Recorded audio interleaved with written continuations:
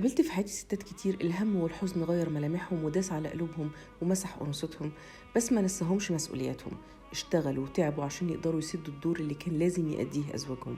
الغريبة إن كتير منهم أزواجهم عايشين، بس ضاع منهم حاجة كده في وسط زحمة الحياة. ضاع منهم المروءة والرجولة واتمسح من قاموسهم معنى المودة والرحمة، وتقريبا تقدر تقول إن مفهوم القوامة عندهم الصوت العالي واعملي وما تعمليش. لكن حوار الإنفاق تقريبا مش في قاموسهم.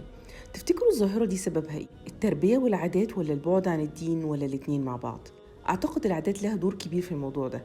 على سبيل المثال لما البنت بتتجوز وخاصة في القرى بتجيب كميات مفروشات وأدوات منزلية تفتح محل، مش تساعد في فتح بيت.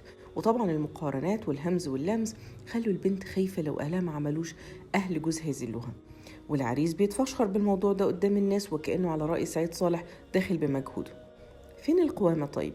مين اللي قتلها جوه شبابنا؟ وإزاي نرجع مفهومها تاني؟